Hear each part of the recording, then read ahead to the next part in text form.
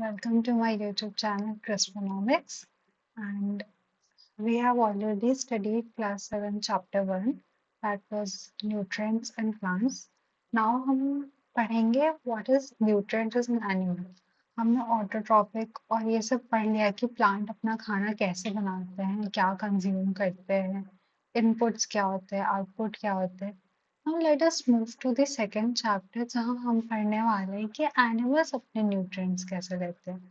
Autotrophic तो अपने खाना बना लेता है पर हेट्रोट्रॉफिक को डिपेंड करना पड़ता है दूसरे सोर्सेस पे फॉर देयर फूड रिक्वायरमेंट. तो हम ये चैप्टर में यही पढ़ने वाले हैं, that is a comprehensive guide to animal nutrition, digestion process in human, ruminants and single cell organisms. Let's start with the basic of animal nutrition.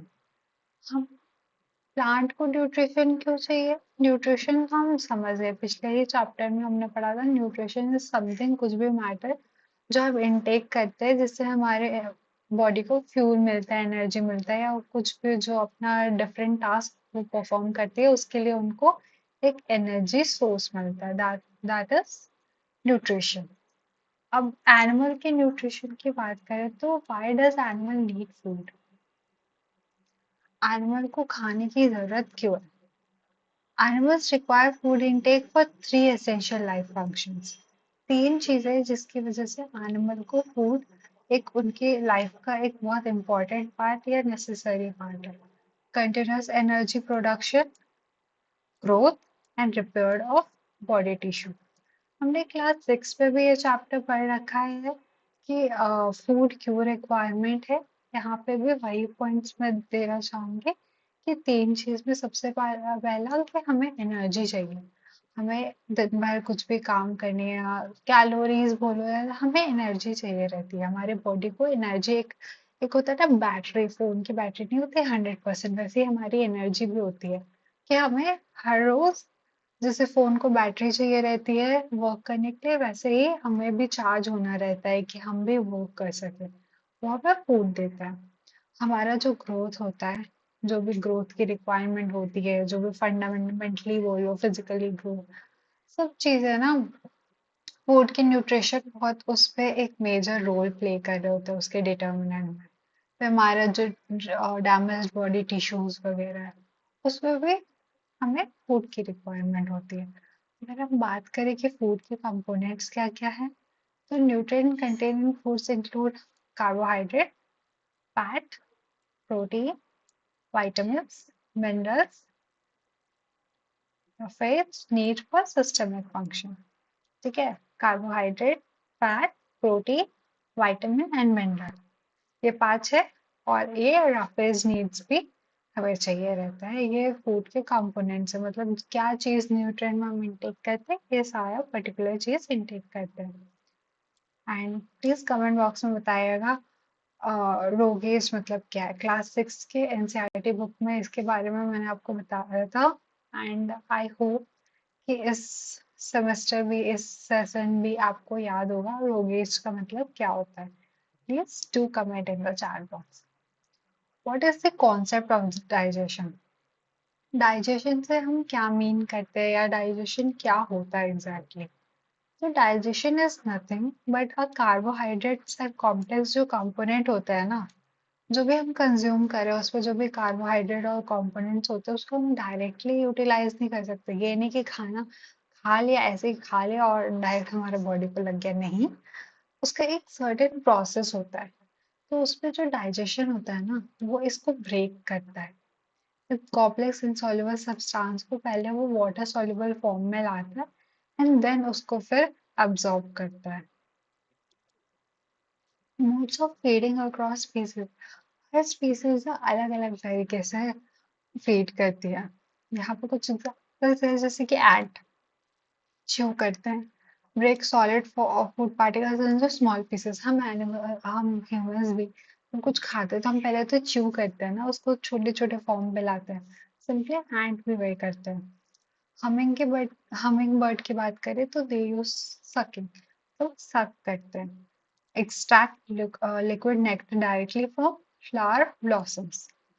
Snake तो swallow करते हैं, उनके चबाते हैं स्नेक नहीं ना, वो तो निकल जाते हैं। तो दे swallow, engulf prey whole without prior chewing. Starfish जो होता है ना, एवर्जन ऑफ स्टमक, ये एक स्पेशल केस है। वो स्टमक से अपना मतलब they pop stomach out through mouth to eat soft bodies inside hard cells, then digest slowly inside. कि अपने माउथ से स्टमक निकाल के वो उसको मतलब स्टमक पॉप अप करता है उनके माउथ से, फिर वो ईट करते हैं सॉफ्ट बॉडीज को, फिर उसको डाइजेस्ट करते हैं स्लोली। तो ऐसे हर जानवर के खाने का तरीका अलग होता है। उसी के बारे में ये डिस्कस कर रहा है, there are different modes of feeding across species. अपना 5 स्टेप होता है एनिमल न्यूट्रिशन। एनिमल न्यूट्रिशन में मतलब एक जो प्रोसेस मैंने आपको बोला ना कि डायरेक्टली तो वो नहीं ले सकते, तो एक प्रोसेस होता है, उसी को हम पढ़ेंगे अभी। कि सबसे पहले जो प्रोसेस का स्टेप स्टार्ट होता है ना, वो इंजेशन से शुरू होगा। Ingestion is basically the process of taking food into the body. जो हम प्रोसेस स्टार्ट कर रहे होते हैं खाना लेने की, उसको हम इंजेशन बोलते हैं। फिर आ जाते हैं हम इंजेक्शन। फर्स्ट स्टेप हमने कंप्लीट कर लिया, जब हमने फूड को बॉडी में ले आए तो स्टार्ट होता है डाइजेशन। सेकेंड स्टेप हमारा डाइजेशन स्टार्ट होता है। डाइजेशन तो हमने पढ़ ही लिया है अभी जस्ट 2 मिनट पहले कि breaking large insoluble substance into soluble one. पहले खाना बॉडी तक लाए, फिर बॉडी ने उस लार्ज जो इनसॉल्युबल सब्सटेंस था उसको सॉल्युबल में कन्वर्ट किया। जब ये छोटे छोटे टुकड़ों में हो गया, अब होगा एब्जॉर्प्शन। अब हमारी बॉडी इस डाइजेस्टेड फूड को ब्लड स्ट्रीम में पास करेगी। ठीक है, एब्जॉर्ब। एब्जॉर्ब करने के बाद होगा assimilation. Cells utilise absorb food for growth and energy. And last होता है एसिमिलेशन। मतलब जो ये हमने अब्जॉर्ब कर लिया ना, अब्जॉर्ब करके क्या होगा बॉडी में, अब वो यूज करने के वो ऐसे फॉर्म में आ जाएगी, अब हमारी जो सेल्स है हमारी बॉडी है उसको यूटिलाइज कर सकती है for energy, fuse, growth requirement जो भी है। एंड लास्ट होता है एजेशन। जो अनडाइजेस्टेड वेस्ट है, सब कुछ तो एब्जॉर्ब नहीं करती ना हमारी बॉडी। कुछ भी खाना खाया, उसका कुछ कुछ न्यूट्रिएंट एब्जॉर्ब होता है और कुछ नहीं होता है। वही अनडाइजेस्टेड वेस्ट को अपने बॉडी से रिमूव करना इज एजेशन। 5 स्टेप थे। तो प्रॉपरली ऐसे होता है ना, बोल बोल के याद करो मेरे साथ, तुम लोग भी बोलना। 5। First step is ingestion, digestion, absorption, assimilation and last is egestion. ये 5 स्टेप। आई होप आपको 5 स्टेप समझ आ गया। पहले खाना अपने बॉडी तक ले जाना, फिर खानों को टुकड़े टुकड़े करना, फिर उसको एब्जॉर्ब कर लेना अपने ब्लड स्ट्रीम में, एंड देन एसिमुलेट कर लेना। अब उसको यूटिलाइज करना एनर्जी जनरेट करने के लिए। और जो भी पार्ट जो अनडाइजेस्टेड था, जो नहीं अब्जॉर्ब हुआ, उसको रिमूव कर देना अपने बॉडी से। That is the 5 steps of animal nutrition. अब ह्यूमन की बात करें कि ह्यूमन का सिस्टम कैसा होता है। ह्यूमन के पास ना कंटिन्यूअस डाइजेस्टिव ट्रैक्ट होता है। हम ह्यूमन बीइंग जो होते हैं वो एक हमारा ना यहाँ से ऊपर से लेके नीचे तक एक कंटिन्यूअस सिस्टम बना रहता है। देख रहे हो यहाँ पे ऊपर से लेके एकदम नीचे तक थोड़ा घुमा घुमा के है, बट एक कंटिन्यूअस सिस्टम है। ये बकल कैविटी से स्टार्ट होता है टू एनस। याद रख, स्टार्ट कहाँ से होता है, बकल कैविटी से, और एंड होता है एनस पे। ठीक है ये बात। और प्राइमरी ऑर्गन की बात करें तो buccal cavity, oesophagus, stomach, small intestine, large intestine, rectum and anus. यहाँ डायग्राम में देख लो, माउथ, टीथ, टंग, फिर यहाँ पे ये oesophagus, stomach, large intestine, small intestine, rectum, anus. ये हमारा प्राइमरी ऑर्गन्स है। ये सब हटा दो, यहाँ पे हमारा बक्कल कैविटी है। ठीक है, और जो हमारे एसोसिएटेड ग्लैंड्स है, प्राइमरी ऑर्गन जो मेन होते हैं, एसोसिएटेड ग्लैंड जो और काम में वर्क कर रहे हैं उसमें आता है लिवर, गॉल ब्लैडर, पैंक्रिया, ये डाइजेस्टिव सेक्रेशन में हेल्प करता है। कंट्रीब्यूट क्रूशियल, क्या प्राइमरी ऑर्गन पता चल गया, एसोसिएटेड ग्लैंड्स पता चल गया, और कंटिन्यूस सिस्टम में कहाँ से कहाँ तक, बकल कैविटी टू एनस। अब हमारे दांत जो होता है, बक्कल कैविटी वगैरह पढ़ ली ना, हम अब कैसे डाइजेस्ट करते हैं, चबा के हम च्यू करते हैं, बड़े पार्ट को छोटे पार्ट में कन्वर्ट करते हैं, हमारे टीथ्स होते हैं। हमारे टोटल कितने टीथ्स होते हैं? 32। 28 पहले से ही रहते हैं, और 4 जो रहते हैं, जो लास्ट के यहाँ दो ऊपर और दो नीचे, जो हम विजडम टीथ भी बोलते हैं उसको, वो बाद में आते हैं। किसी के आते हैं बहुत बाद में आते हैं, किसी के बुजुर्ग होने पे आते हैं, वो अपना टाइमिंग है। तो टोटल इन टोटल हमारे 32 टीथ हुए रहते हैं। पहले मतलब 4 टाइप का हुआ। एक हुआ इंसिजर, जो कट करने और बाइट करने में काम आता है। 4 नीचे 4 ऊपर होते हैं, मतलब टोटल 8 होते हैं हमारे पास। कैनाइन ये जो होते थे यहाँ टेढ़े से, हल्के से जो टेढ़े से होते हैं, वो हमारे पास 2 ऊपर 2 नीचे, मतलब यहाँ 2 2 यहाँ पे होते हैं, मतलब 4। वो किस पे काम आते हैं? पियर्सिंग एंड टीयरिंग को। पहला cutting and biting, piercing and tearing के लिए कैनाइन। प्रीमोलर्स जो होते हैं, वो भी हमारे पास 4 ऊपर 4 नीचे, वो च्यू करने और ग्राइंड करने में काम आते हैं। अब मोलर्स, ऊपर 6 नीचे 6, 12 12 होते हैं। तो ये भी च्यू और ग्राइंड थॉरोली। तो बेसिकली हमारे पास 32 टीथ है, और 4 टाइप के incisor, canine, premolars and molar. I hope आपको ये याद रहेगा। अच्छी चीज है ये, तो बहुत इंटरेस्टिंग है, याद भी रहनी चाहिए, किसका क्या फंक्शन है वो भी याद रख लेना। एंड देन हम आते हैं digestion, that is mouth and oesophagus. हमारा नेक्स्ट स्टेप। अब हमने टीथ के बारे में पढ़ लिया, now we will move to digestion. अब हमारा डाइजेशन कहाँ से स्टार्ट होता है? पहले हमने खाना लिया मुंह तक, अब हमारा डाइजेशन स्टार्ट होगा इंजेशन के बाद। तो बकल कैविटी से शुरू होता है। Digestion begin in the mouth with mastication by teeth. पहले टीथ से ब्रेक डाउन किया, फिर जो स्लाइवरी ग्लैंड थे ना, secrete saliva containing digestive fluid that breaks down the starch partially। जो हमारे पास saliva होता है ना हमारे मुंह में, उसको ब्रेक डाउन करेंगे वो पार्शली। जो स्लाइवा ग्लैंड होता है ना, वो सेक्रीट करके उस डाइजेस्टिव जूस को, मतलब उनके अंदर होता है डाइजेस्टिव जूस, उसको वो ब्रेक डाउन करते हैं स्टार्च को पार्शली। जो हमारा टंग होता है, वो मिक्स करता है फूड को स्लाइवा से एंड एड्स इन सैलो। हम कुछ भी खाते ही थोड़ी स्वेलो कर जाते हैं, थोड़ा उसको चबाते हैं, थोड़ा स्लाइवा मिक्स होता है एंड देन ही स्वेलो। तो ये एक पूरा प्रोसेस होता है खाना, जब हमारे जब हम उसको चबाना स्टार्ट करते हैं, मतलब पहले हम उसको च्यू करेंगे, फिर उसमें स्लाइवा मिक्स होगा, और स्लाइवा जो होता है वो स्टार्च को पार्शियली ब्रेक डाउन करता है। Oesophagus and food movement. जो हमारे इसोफेगस था ना, ये वाला, ये फूड को माउथ, ये होता है ना, मुंह से नीचे तक ले, स्टमक तक ले जाने का काम करता है। देख रहे हो, इसोफेगस स्टमक तक ले जा रहा है, तो carries food from mouth down to the stomach.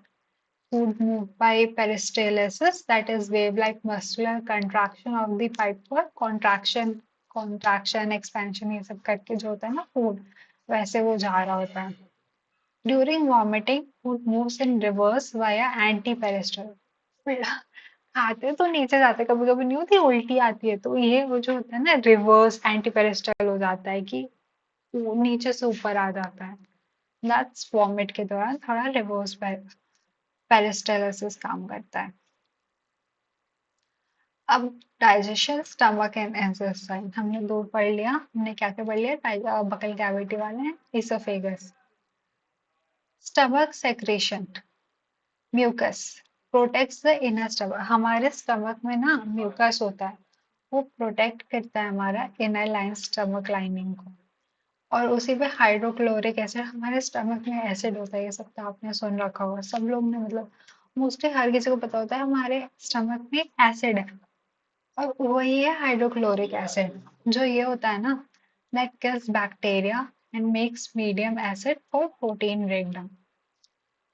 एक म्यूकस हुआ जो इनर स्टमक का लाइन, क्योंकि अगर ऐसे स्टमक को टच कर जाएगा तो स्टमक ही खराब हो जाएगा ना, तो एक म्यूकस लाइन होता है जो इनर स्टमक में होता है, वो प्रोटेक्ट कर रहा होता है। उसमें हाइड्रोक्लोरिक एसिड होती है। हाइड्रोक्लोरिक एसिड एक तो ये करती है, ब्रेक डाउन करती है, प्रोटीन ब्रेक डाउन, और बैक्टीरिया भी किल करती है। सारे बैक्टीरिया किल नहीं करती, ऐसा नहीं कि कुछ भी खा लिया और सबको मार देगी, नहीं। सर्टेन उसकी भी कैपेसिटी होती है, उस हिसाब से वो किल करती है। एंड जो डाइजेस्टिव जूस होता है वो कॉम्प्लेक्स प्रोटीन को सिंपलर सब्सटेंस में कन्वर्ट करता है। That is the function of our stomach. अब स्टमक का काम तो हो गया, खाना वाना उसने एकदम ये कर दिया, सिंपलर सब्सटेंस में हो गया। अब वो चला जाता है small intestine and villi. Small intestine मतलब approximately 7.5 metre long tube, site of complete digestion. वहीं पे फिर लिवर एंड गॉल ब्लैडर है जो बाइल ब्रेक डाउन, फैट्स को ब्रेक डाउन में कन्वर्ट करते हैं। पैंक्रियाज है जो जो कार्बोहाइड्रेट और प्रोटीन पे वर्क करेगी। लिवर गॉल ब्लैडर हमारा फैट्स पे वर्क करे, पैंक्रियाज हमारा कार्ब्स एंड प्रोटीन पे। Villi finger like projection that increase surface area for nutrient absorption. ये सरफेस एरिया प्रोवाइड करती है विली, जिससे न्यूट्रिएंट ज्यादा से ज्यादा एब्जॉर्ब हो सके। अगर ये नहीं रहेगा तो सरफेस एरिया नहीं मिलेगा अपनी बॉडी को उतनी ऑब्जर्व करने के लिए। तो जो भी एब्जॉर्प्शन का काम है वो हमारा विली हम लोग को ऐसे सरफेस एरिया प्रोवाइड करेंगे। ठीक है, देख रहे हो स्टमक है, यहाँ पे स्मॉल इंटेस्टाइन है, यहीं पे सारा काम चल रहा है अपना, गॉल ब्लैडर, पैंक्रियास। तो दैट्स इट। उसके बाद तो फिर अपना खाना हो ही जाता है, मतलब पूरा प्रोसेस हो गया रहता है। देन उसको फिर ये हमारा जो लास्ट स्टेप था, हमने लास्ट स्टेप में क्या, एजेशन, फिर अपना लास्ट में एजेशन हो जाएगा। अब डाइजेशन इन ruminants मतलब कि काऊ का डाइजेशन सिस्टम क्या होता है। ruminants मतलब काऊ, बफेलो, ये सब का जो स्पीसीज है ना उसको ruminants कहते हैं। जो ग्रास खा रहे होते हैं ना ruminant, quickly swallow grass and store it in rumen। ये देख रहे हो, ये यहाँ से खाना गया, ये ऐसे ही खा गए, क्विकली खा गए, और ये अपना जो ये ruminant है ना, इसमें ये स्टोर करते हैं उसको, पार्शियली डाइजेस्ट करते हैं। Partially digested food in the ruminants called कड। वो पूरा ऐसे नहीं चबा चबा के अच्छे से खा रहे हो, वो निकल जाता है rumen में, वहां पे मतलब जो पार्शियली डाइजेस्ट हुआ रहता है उसको कड कहते हैं। Cud returns to the mouth in small lumps for rechewing, a process called rumination। आपने हमेशा देखा होगा बफेलो या काऊ जो भी होता है, हमेशा उनका जो मुंह होता है ना, हमेशा नहीं लगता है कि दे आर च्यूइंग समथिंग। तो क्या होता है ना कि वो पहले अपना रुमेन में उन्होंने स्टोर कर लिया, थोड़ा थोड़ा ये जो पार्शियली डाइजेस्टेड फूड है ना वो वापस लेके वो स्मॉल स्मॉल लम में रीच्यू करते हैं। उसी प्रोसेस को कहते हैं हम रूमिनेशन। रूमिनेशन जो प्रोसेस होता है ना रीच्यूइंग का, पहले खा के अपना घुसा लिया, बॉडी में स्टोर कर लिया, तो थोड़ा थोड़ा निकाल के पूरा दिन चबाए जा रहे हैं उसको, रीच्यू कर रहे हैं। That is the process called rumination. Grasses is rich in cellulose, which is digested by specialized rumen bacteria. ये सेल्यूलोज में रिच होता है और उसको ह्यूमन बैक्टीरिया चाहिए रहता है डाइजेस्ट होने के लिए। हम जो ह्यूमन है ना, वो तो ग्रास को नहीं ये कर सकते हैं, क्योंकि हमारे बॉडी में बैक्टीरिया नहीं है, काऊ और बफेलो में रहता है, तो उस टाइप से वो खा रहे होता है। And feeding and digestion in amoeba, हमने रुमिनेंट्स का पढ़ लिया, ह्यूमन सिस्टम पढ़ लिया, एंड देन अमीबा कैसे आता है, अमीबा का क्या रहता है।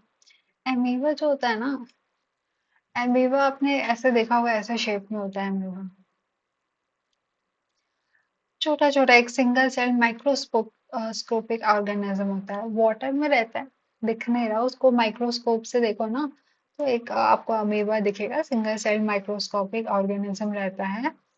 ये क्या करते हैं, pushes out finger-like projection called pseudopodia falls feet to move and capture food। इनका ये देख रहे हो, इसमें है नहीं इसका, ये ऐसे पुश करके एक के स्ट्रक्चर बनाते हैं, that is called pseudopodia the false feet. यहाँ पे लिखा हुआ है pseudopodia। वो उसको मूव करके कैप्चर करने की कोशिश करता है। Captured food is trapped inside a food vacuum, ये जो फूड कप है ना, उसे कैप्चर किया और इनका एक फूड वैक्यूल था, इनके बॉडी में एक ऐसे सर्कल करके फूड वैक्यूल होता है, वहां पे इसको ट्रैप कर देते हैं। जिस चीज को भी उन्होंने अपने प्रे को कैप्चर किया उसको ट्रैप कर देते हैं। और ये इनकी भी डाइजेस्टिव जूस होती है ना, वो सेक्रीट करके इस वैक्यूल में वो इस फूड पार्टिकल को डाइजेस्ट करने की कोशिश करते हैं। पहले अपना एक सीडोपोडिया फॉस्फेट बनाया, जानवर को पकड़ा, फूड कप में घुसाया एंड एक फूड वैक्यूल बना के ट्रैप कर दिया। धीरे धीरे डाइजेस्टिव जूस को सेक्रेट करके उसको ये कर दिया, फूड पार्टिकल्स पे कन्वर्ट करके, यहाँ पे होता है ना न्यूट्रिएंट आर ऑब्जर्व डायरेक्टली। फिर अपना undigested waste is expelled by membrane rupture, अपना एब्जॉर्ब कर लिया, फिर जो फूड पार्टिकल में कन्वर्ट किया था, और बाकी जो बचा हुआ है उसको मेम्ब्रेन रप्चर से ये कर देते हैं, वो एक्सक्रीट कर देते हैं। तो this was all about second chapter. बहुत ही कम टाइम में मैंने आपको ये सब कवर करा दिया, ओनली आप देख ही रहोगे 11 स्लाइड्स है एंड उसमें आपको ये पूरी चीजें समझ आ जाएगी, क्या चीज है डाइजेशन का सिस्टम, कैसे एनिमल्स न्यूट्रिएंट ले रहे हैं, क्या प्रोसेस है। आप डिटेल में तो पढ़ोगे बुक में, बट आपको एक जस्ट मिल गया है, आपको आइडिया हो गया है एंड आई होप आपको बहुत अच्छे से समझ आ गया हो। सो अगर आपको ये वीडियोस इंफॉर्मेटिव लगे तो please do like share and subscribe. Thank you.